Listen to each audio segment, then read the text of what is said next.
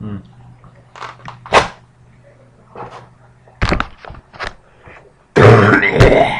Yeah. The Story of Burnt Njal, Chapter 5. Atli Arnvidson's Slaying. There was a man named Atli, son of Arnvid, Earl of East Gothland. He had kept back the taxes from Hakon, Athelstane's foster child, and both father and son had fled away from Jemtland to Gothland. After that, Atli held on with his followers out of the Malar by Stock Sound, and so on towards Denmark, and now he lies out in Oresund. He is an outlaw both of the Dane king and of the Swede king. Hrut held on south to the Sound. When he came into it, he saw a many ships in the Sound. Then Wolf said, "What's best to be done now, Icelander?"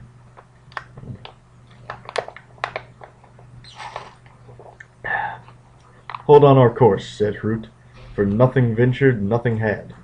My ship and Alzer's shall go first, but thou shalt lay thy ship where thou likest." "Seldom have I had others as a shield before me," says Wolf, and lays his galley side by side with Hrut's ship.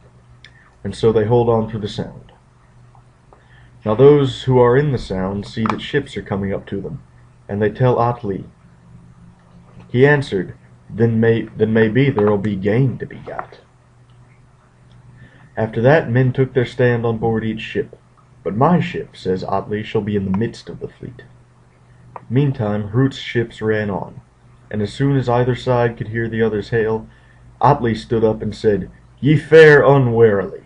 Saw ye not that warships were in the Sound? But what's the name of your chief?" Hrut tells his name. "Whose man art thou?" says Atli. "One of King Harold Greyfell's bodyguard." Atli said, "'Tis long since any love was lost between us, father and son, and your Norway kings." "Worse luck for thee," says Hrut. "Well," says Atli, "the upshot of our meeting will be that thou shalt not be left alive to tell the tale." And with that he caught up a spear and hurled it at Hrut's ship, and the man who stood before it got his death. After that the battle began, and they were slow in boarding Hrut's ship. Wolf, he went well forward, and with him it was now cut, now thrust. Atli's bowman's name was Asolf. He sprung up on Hrut's ship, and was 4 men's death before Hrut was aware of him. Then he turned against him, and when they met, Asolf thrust at and through Hrut's shield, but Hrut cut once at Asolf, and that was his death blow. Wolf the Unwashed saw that stroke, and called out, "Truth to say, Hrut, thou dealest big blows, but thou'st much to thank Gunhilda for." "Something tells me," says Hrut, "that thou speakest with a fey mouth." Now Atli sees a bare place for a weapon on Wolf, and shot a spear through him, and now the battle goes hot.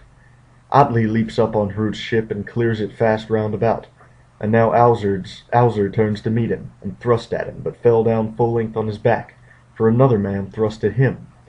Now Hrut turns to meet Atli. He cut at once at Hrut's shield, and clove it all in two from top to point.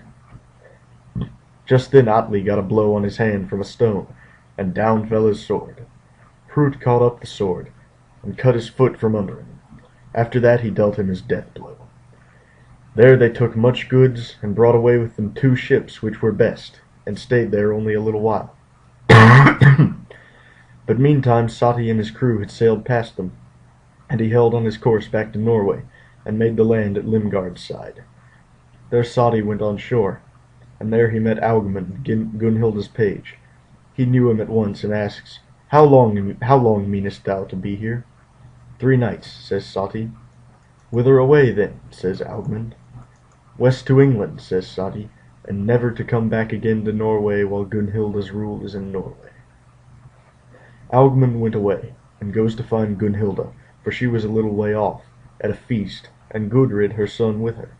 Augmund told Gunhilda what Soti meant to do, and she begged Gudrid to take his life. So Gudrid set off at once, and came unawares on Sati, and made them lead him up the country, and hang him there.